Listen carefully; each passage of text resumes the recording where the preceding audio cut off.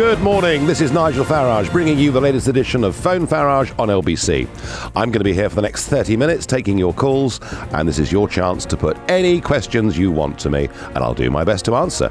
So the number for you to get in touch is 0345 60 60 973, 0345 60 60 973. And don't forget, you can also watch Phone Farage on the website lbc.co.uk.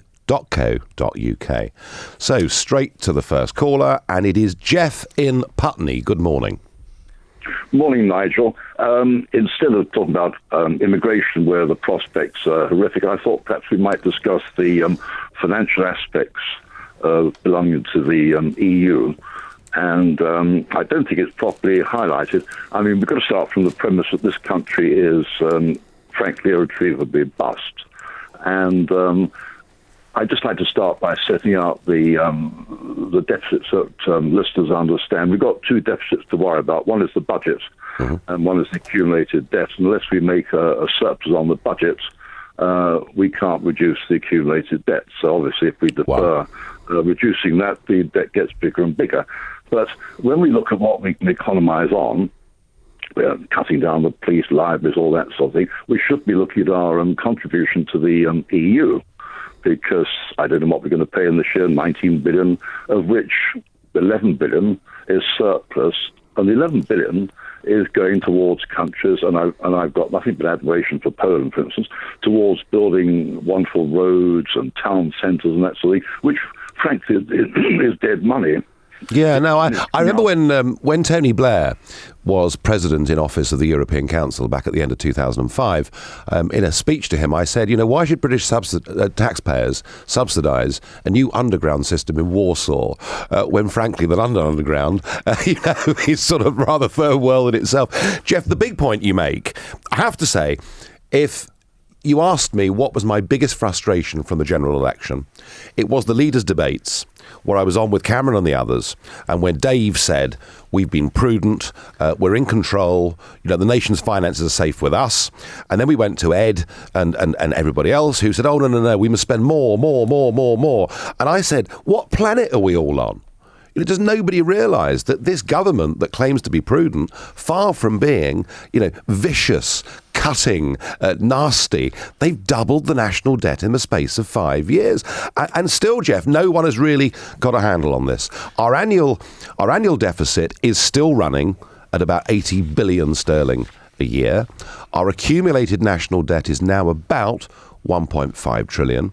I agree with you. I mean, look, we give £25 million a day away in foreign aid, £55 million a day away in EU membership fees. We could, by cutting back on those drastically, make a big saving and dig a big hole into the 80 billion. But I'm not going to sit here, even as UKIP leader, and pretend to you that everything can be solved by not giving money to Brussels. How did you react, Mr. Farage, this week at a dinner in Malta? The Prime Minister spent the thick end of £500 million, 275 million to Turkey, 150 to Eritrea. I mean, this is money that your voters, my listeners, give through their taxes. The Prime Minister seems to just get the chequebook as he sees. Well, I mean, it's amazing, isn't it? He said that his proudest achievement as Prime Minister was that we now gave more money in foreign aid than any other country in the Western world. He's even put an Act of Parliament in place to make sure that we continue to give 0.7% of our budget every single year. And this 275 million, that isn't part of the £1 billion a month we already get. Part of the... No, this is extra. This isn't different. Yes, but, Mr Juncker asks him to do it, he just says yes. Well, it's not his money anyway, I suppose, is it? More on Mr Cameron later in the hour, because I want to get your view on his press conference. Go ahead, Nigel Farage. Of course. So anyway, Jeff, the point you make is a very valid point. At some point, at some time in the next 5 years, there will be a proper debate in this country about our level of indebtedness. I've tried like crazy to get it on the agenda. I've failed. But, Jeff, you do your best to wake people up, please. And thank you for the call. Moving on to Ranjit in Birmingham. Good morning. Good morning, Nigel. Recent figures released by the ONS showed that 80% of jobs created in the last year went to EU citizens. Only 87,000 went to British people. 327,000 went to EU citizens. And that percentage has basically been increasing slowly over the last 10 years. Yes, I mean, look, Ranjit... Why do you think that is? Firstly, we keep being told of the wonderful economic benefits of immigration into Britain. And there's no doubt that the people who benefit the most are the immigrants themselves, coming from poor countries, getting better paid jobs, and they benefit. The question is, does the country benefit? And in many cases, a lot of foreign workers who earn money send that money back to their home countries, which of course means it's not going through the high streets and the pubs and wherever it may have gone. But it also, of course, it's led to a downward drive, a decompression of people's wages over the course of the last 10 years. And I don't believe that all of this is a benefit. The one thing I would say, just to sort of balance this a little bit, is there is clearly a problem, Ranjit, in this country with British people who are on benefit going to work where they may find themselves actually worse off than being, and the overnight news we've had is that for Mr. Cameron to stop migrant benefits, he's actually going to have to stop benefits, in-work benefits, for young British people. Yes, just explain what that means, because this is his attempt to deal with EU arrivals, but actually it's going to hit Brits too. Yeah, the only way, look, we had Mr. Cameron's big renegotiation letter this week. Pretty piddling, frankly, in terms of what it wanted. He wanted 3 assurances from Brussels, but there was one thing to be renegotiated, and that was the ability of the British state not to pay in-work migrant benefits to people for the first 4 years of being here. Do you know what? It was in the UKIP manifesto. He knows how popular on its own that policy would be. That's about the only one that was saber-rattling of the 4, though, wasn't it? Yes. They won't argue with the other 3. No. The other three. It's motherhood and apple pie. They will jot down a letter to him over lunch, and he'll come back, and they'll reopen Croydon Airport, and he'll say, "We've got this wonderful promise from yes." Anyway, so the only way we can stop migrant benefits, in-work benefits, for up to 4 years is by correspondingly stopping them for British people. And so what that will mean is they will bring in a 4-year qualifying rule, which will mean a British worker won't qualify for in-work benefits until they're 22 years old. And actually, there are lots of people out there who are 21 years old, living together with children in work, who as a result of this will be better off not being in work. It is absolutely mad. Ranjit, I do understand in some cases why employers like to have Eastern European workers, because there is an argument they work jolly hard. But I also think that we are doing down our own young people. I think they're now being discriminated against in the workplace in many cases, and we have a social security trap, which looks like it's about to get worse. What's your view, Ranjit? Well, I agree with you. I think the British people are hard. Over the years, over the decades, it's consistently been shown that British people are the hardest working people in Europe, and that goes for youngsters as well. I think this is all that's happening here.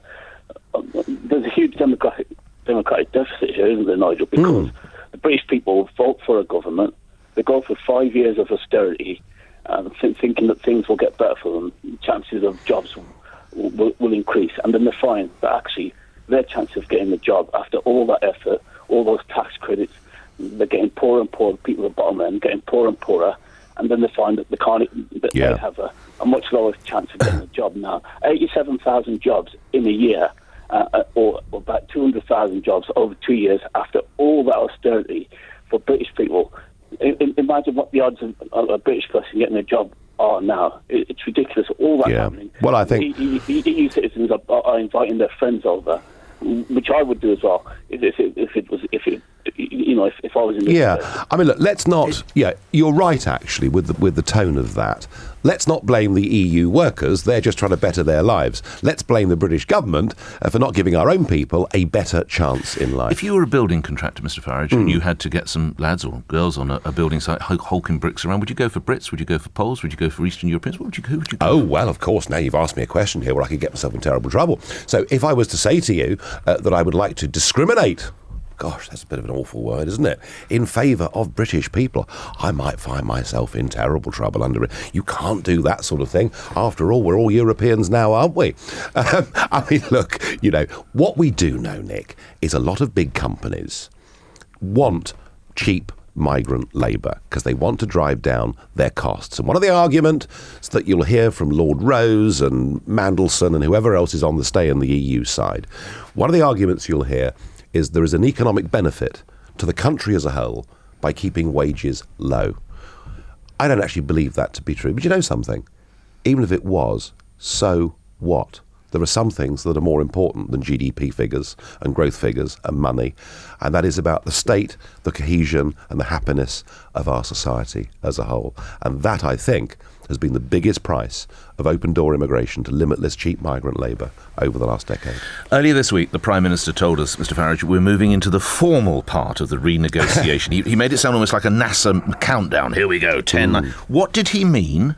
Well, what he meant was that the so-called informal part, which in theory has been going on for the last 6 months, has got almost nowhere. He did, by the way, attempt something slightly more formal in October at a meeting of the heads of government where he was going to put his ideas on the table for the first time. But they were so consumed by the migrant crisis that he only got to speak at the dinner at 1:05 in the morning. And he spoke for a total of 7 minutes. And halfway through it, President Hollande from France got up and went out for a pee. So that's how seriously they've been taking the British renegotiation. This is absolutely true, folks. That's how seriously they've been taking it. Now, what he really means by formal is there is a big heads of government meeting on December the 17th in Brussels. That at the moment is titled to be where 28 leaders, plus the European Commission and the European Council, sit there and talk about the British renegotiation. But if we've already surrendered on benefits for UK workers to compensate not giving benefits to Polish or Lithuanian workers, then that doesn't need to be renegotiated. In fact, nothing needs to be renegotiated. All he gets is a promissory note. I have a feeling that the migrant crisis, which is now overwhelming Europe politically, even Sweden, the most open-minded, border controls, have put border controls. Fences in Slovenia, isn't it? Razor wire going up in Slovenia. Absolutely. Well, my analogy for this is that Juncker signalled everyone come, and then Mrs. Merkel in the summer, what she effectively did was to take out the cork from a bottle of champagne and say, "Aren't we marvellous?" And now they realise that it's actually completely unsustainable. And they're trying to get the cork back into the champagne bottle. Listeners, try and get a cork back into a champagne bottle. It actually can't be done. So they've got desperate problems. My view... I thought you were a beer man, Mr. Farage. Well, I didn't say necessarily that I was part of the Champagne Islington set, did I? But no, I do like a pint. You're quite right. Yeah. A bit early at 9:15. But no, and I think if I was the Prime Minister, I would think to myself, the no side appear to be a bit divided. The migrant crisis next summer can only get worse. I'm going to go for this referendum as soon as I possibly can. When? Well, I think it'll happen in the first 6 months of next year. Do you have some intelligence on that? No, absolutely none. No. Just your gut. No, I'm not. Please, not saying all rush down to the bookies. But I just have a feeling that the Prime Minister has nothing to gain. And is the no campaign ready for a vote that early in the new year? Well, there is a slight problem with the Leave campaign, and it's perfectly clear what I'm going to do and what UKIP's going to do, and we're the one party united in terms of where we stand on this issue. There's no high-ranking figure in UKIP saying we should remain. That's pretty clear. Most Labour MPs will say stay, some will say leave. Quite a lot of Tory MPs may say leave. The majority, though, will say remain. The problem is that there has to be an official designated group for both the yes side and the no side. And there are two competing groups on the no side at the moment. And I think what we have to do on my side of this debate is we have to get these two different groups together. I think we need to be absolutely united on this. And lastly, before we go to the next call, had Britain voted last night on this, which way do you think the vote would have gone? Well, it's very interesting. There is actually an opinion poll in today's Daily Mail. It's a piece by Andrew Pearce, and it's the first opinion poll showing the Leave side in the lead by a lead of 6 points. And that was on the back of Cameron's renegotiation, not impressing anybody. I think, what I really think is today, looking at this benefits idea that's been put forward, I now begin to think that a lot more people on the left and the centre-left of British politics, who believe in looking after people and the benefit system, realising that actually we're not allowed to have our own benefit system if we're members of the European Union, because increasingly they're dictating to us how benefits work. And I think that when we see opinion polls next week, I suspect that the Leave side will be even further ahead. We move on, Mr. Farage. Where are we going? We do. We go to Dennis in Manor Park. Good morning. Good morning. What do you think about this tax credit? I just heard a young lady on the phone to Nick, and when she explained that she earns £32,000 a year, he was ready to jump down her throat in this figure of speech and saying, well, what, you can have this, and you've got mobile, have you got that? When she explained to him that she pays for childcare, and you only get childcare on a certain conditions, if you earn X amount of money, you can't get the childcare. And then he said, well, I realise that now. Let me stay on the line. I just want to fill Mr. Farage in with the details. This is a caller called Anne, who's paid paid 35,000. She actually clears 2,100. Her mortgage is £800 per annum. Her childcare for a 2-year-old is £1,100 per annum. That's what allows her to make the 35, and suddenly she's got £200 a week. Now that brought home the reality. Yeah. Where do you stand on the proposed cuts?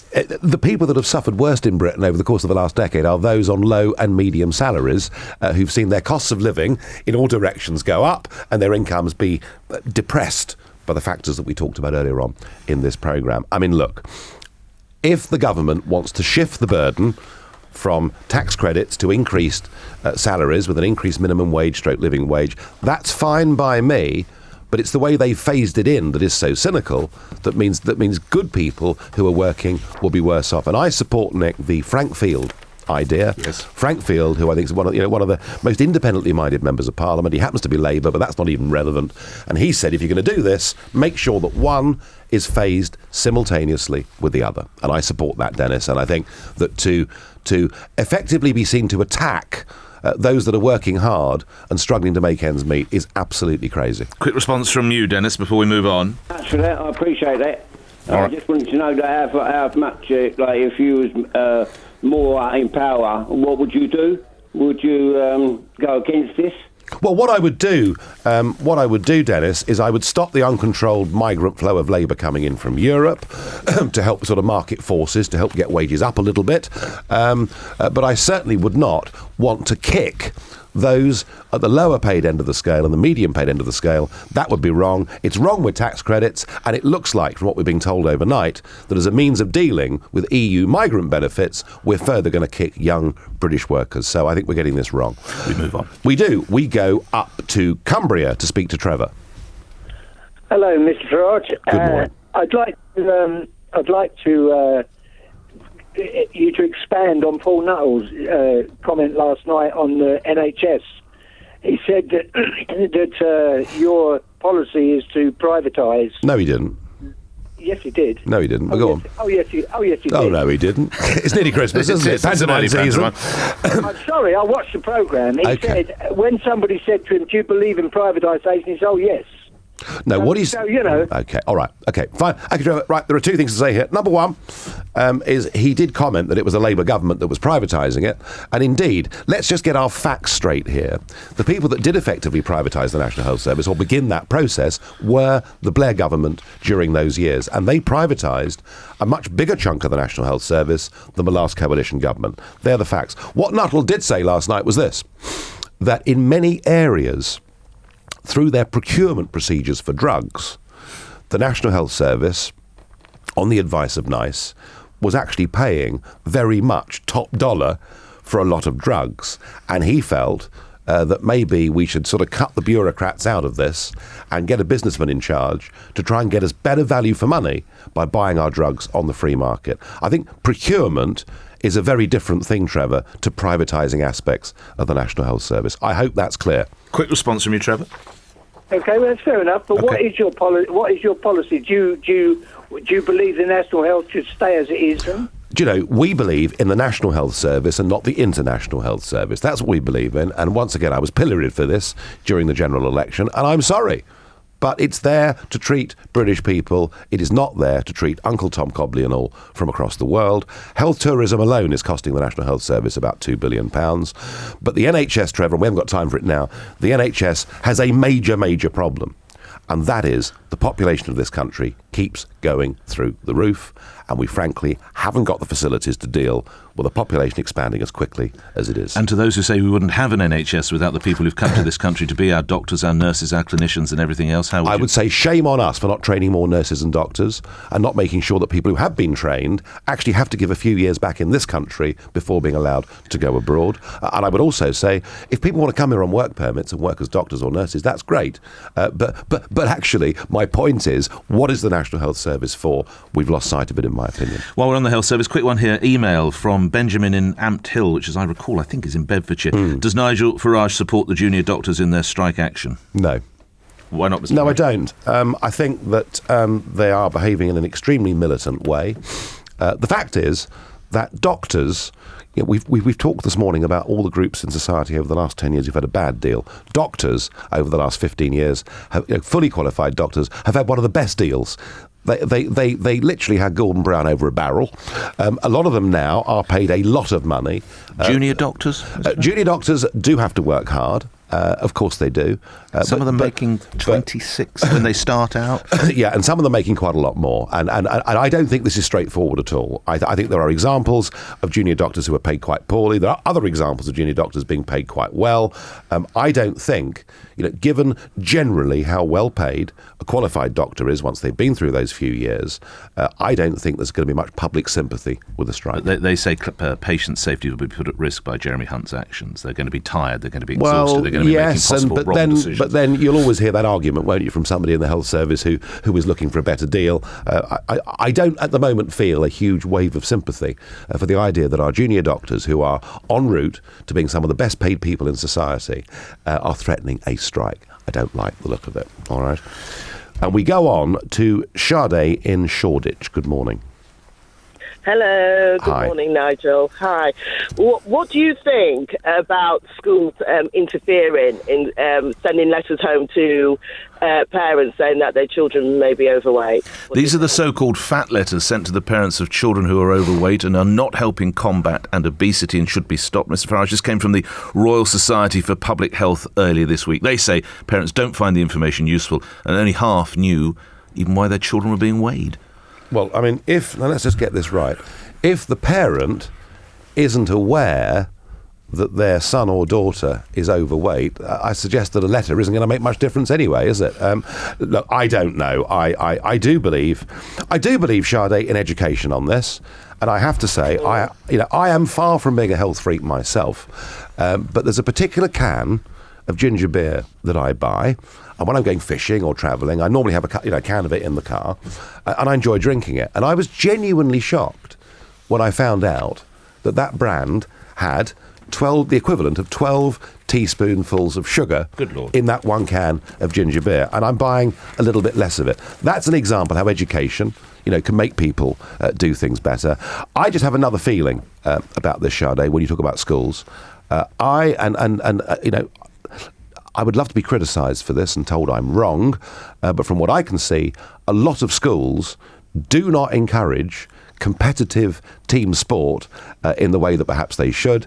And one thing that's for certain is if youngsters in their teens are playing sports and team sports keenly, they won't be overweight. They'll be far too busy out there training. And I wonder whether we shouldn't be doing more sport in schools. My turn for a question, if I can. I'd like to refer you to the front page of the Times, Mr. Farage. Europe is in a race against time to save its system of open borders. One of its most senior figures warned yesterday after an EU summit to curb mass migrations ended in spectacular failure. Donald Tusk, the president of the European Council, warned more countries would like to follow Sweden, which you've already mentioned, in reimposing border control. Yeah, look, if you can't control the external border, and there are vast numbers of people flooding in, then countries are putting up barriers against each other. It started with Viktor Orban, the premier of Hungary. He was condemned for building a fence, but actually now other countries are following. The fact is, this Valletta summit that's just taken place this week, the object was to put in place some rules to repatriate African migrants who did not qualify as refugees. They finished the summit by saying they would put in place a voluntary system. So therefore, the message that is still out there to Africa and everywhere else is if you come to Europe, you'll be allowed to stay. And I think that the two great achievements of the European project were the euro and the Schengen area. Thank goodness we opted out of both of those. But both of those now look to me to be under complete and total threat. And how appropriate was it the Prime Minister left that conference and handed over to the Prime Minister of Holland, the Netherlands, to take our role? I mean, Prime Ministers, as we all do in life, have priorities, and he felt coming back to meet Mr. Modi was an important thing to do, which actually, do you know what? It was. But to appoint in our place to represent us, me, you, the listeners, the Dutch Prime Minister, who is an EU fanatic and thinks Britain should stay in the EU at all costs, seems to me to represent the biggest surrender of sovereignty ever.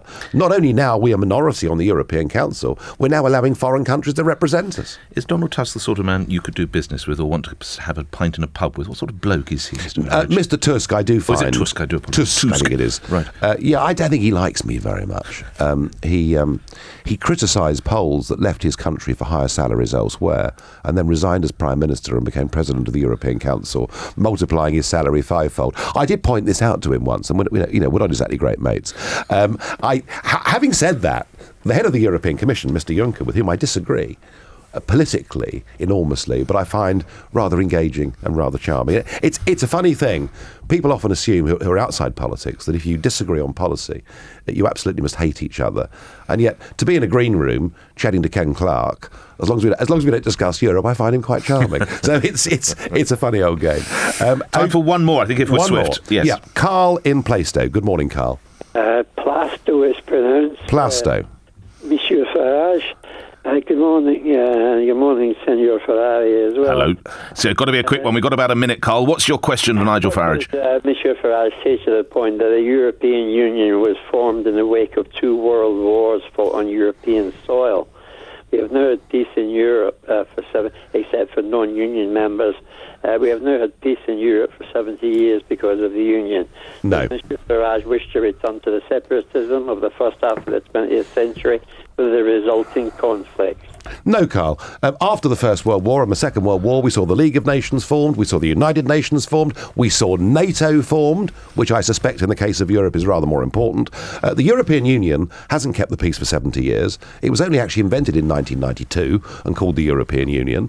The idea that it's kept the peace is to presuppose that Germany would have rearmed and gone to smash France to bits again. I don't believe Germany has had any appetite since 1945 for militarism or expansionism of any kind at all. And Carl, now what you're seeing by countries being forced together inside a free movement zone and inside a currency that doesn't work, far from a Europe of peace, love and harmony, is a Europe where the South now resents the North and vice versa, and where political parties on the extremes of right and left are now on the march. It's not a Europe of peace, it's a failure. The way, Carl, to have peace in Europe is to have democratic, sovereign nation states trading together and being mates together. And that's the Europe that I want.